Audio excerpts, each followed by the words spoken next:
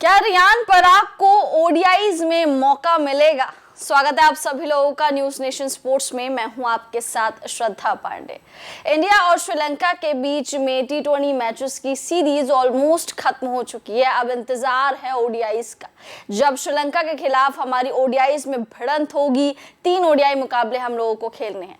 ODI matches में रोहित, विराट जैसे senior खिलाड़ियों की भी वापसी हो चुकी है। रोहित शर्मा, विराट कोहली, श्रेयस अय्यर, केएल राहुल, ये चारों खिलाड़ी कोलंबो पहुंच चुके हैं क्योंकि मैचेस यहीं पर होने वाले हैं।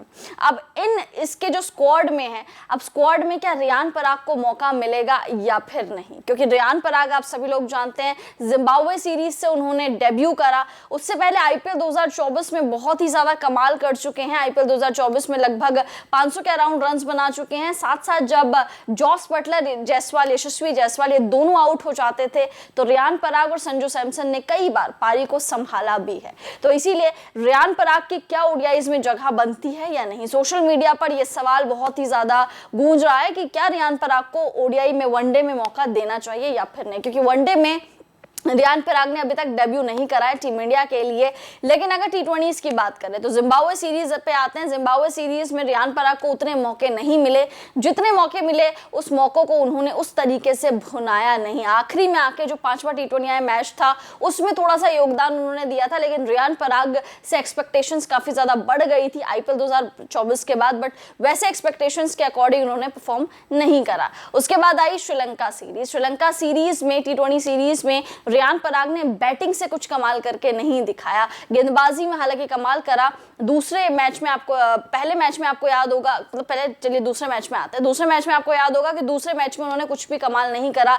4 ओवर में उन्होंने 30 रन लुटा दिए थे और विकेट भी उनके खाते में नहीं रहा। बट अगर पहले मैच की बात करें तो पहले मैच में रियान पराग ने 3 विकेट चटकाए थे। 17वां ओवर उनको सूर्य कुमार यादव ने दिया था। 17वें ओवर में सिर्फ उन्होंने 5 रन लुटाए और 1 विकेट भी चटकाया। उसके बाद नेक्स्ट ओवर में बैक टू बैक उन्होंने 2 विकेट चटका दिए थे। यानी रियान पराग गेंद से बहुत ज्यादा कमाल कर रहे हैं और ऐसा वो पहली बार नहीं कर रहे हैं। आपने पहले देखा होगा सैयद मुश्ताक अली ट्रॉफी या फिर विजय हजारे ट्रॉफी, कमाल कर चुके हैं रियान पराग वहां पर गेंद से भी। तो इसीलिए रियान पराग की जगह बहुत सुनिश्चित हो जाती है कि बैट से भी योगदान देंगे, बॉलिंग से भी योगदान देंगे। साथ साथ अगर आपको रिंकू सिंह को टीम में नहीं रखना है तो एज अ फिनिशर के तौर पर भी आप रियान पराग को देख सकते हैं। तो इसीलिए रियान पराग को टीम में रखा गया है। अब क्या ओडीआईज में जगह बनती है? ओडीआईज में देखिए रियान पराग के एज ऑफ नाउ जगह नहीं बनती, क्योंकि आपके सीनियर खिलाड़ियों की वापसी हो जाएगी, चाहे वो श्रेयस अय्यर हो, केएल राहुल हो, इन सारे खिलाड़ियों की वापसी हो जाएगी। रिंकू सिंह की वापसी हो, मतलब रिंकू सिंह तो चलिए है ही स्क्वाड में, बट रियान पराग के एज ऑफ नाउ कोई भी जगह बनती हुई नजर नहीं आ रही है।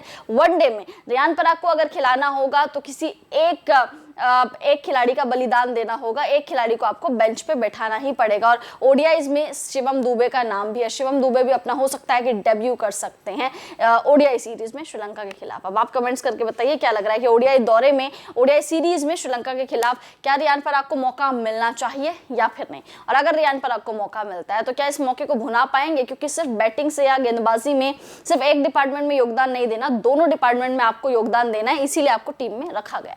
तो कमेंट्स करके अपनी राय मुझे इसमें जरूर बताइए।